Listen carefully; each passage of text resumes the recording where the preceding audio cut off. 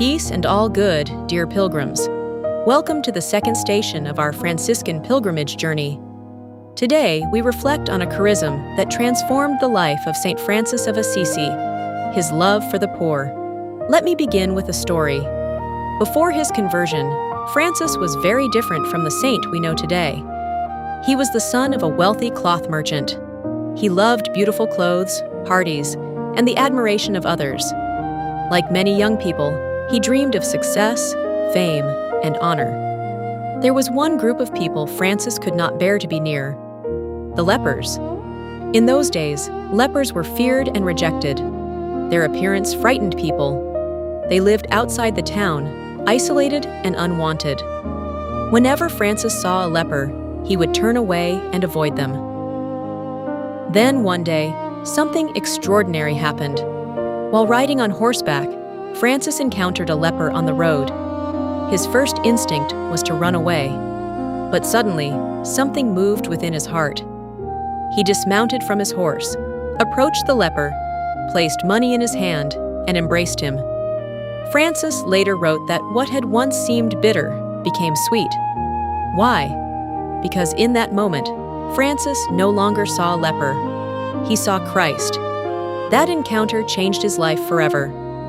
Francis discovered that the poor are not simply people who need help. They are people through whom God speaks to us. They reveal the face of Jesus. From that day onward, Francis spent much of his time serving lepers, the sick, the forgotten, and the poor. He learned that true joy is found not in possessing more, but in loving more. This became one of the central Franciscan charisms: to recognize Christ in the poor and to serve them with dignity, compassion, and love. As Christians, we are called to do the same. When Jesus was born, he chose poverty. When Jesus lived among us, he spent time with the poor, the sick, the outcasts, and sinners. And Jesus tells us clearly in the gospel, "Whatever you did for one of the least of these brothers and sisters of mine, you did for me." The poor are not only those who lack money. There are many forms of poverty around us. There are people who are materially poor, those who struggle to buy food, pay rent, or provide for their families. There are also those who are spiritually poor, people who feel lonely, abandoned, depressed, rejected, unloved, or without hope.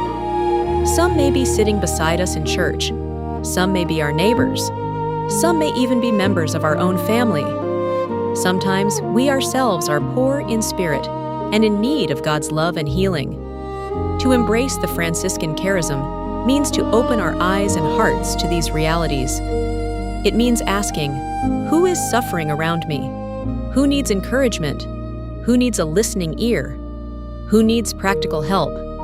Who needs to experience God's love through me? Here in our parish, this spirit is beautifully lived out through the Parish Integral Human Development Ministry, PIHD.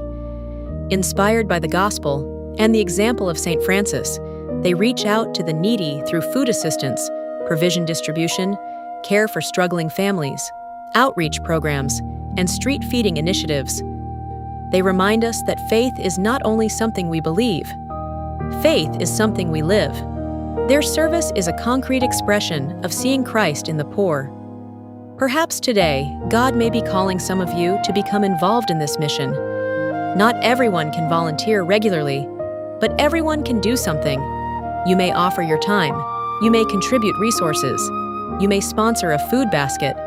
You may support outreach activities. You may simply become more attentive to the people in need around you. Every act of love, no matter how small, has great value in the eyes of God. St. Francis once said, "It is in giving that we receive." Today, let us ask ourselves, when was the last time I truly saw Christ in the poor? Do I avoid the suffering of others, or do I draw near? How can I become God's instrument of compassion? May the example of St. Francis help us discover that when we embrace the poor, we are embracing Christ himself. Peace and all good.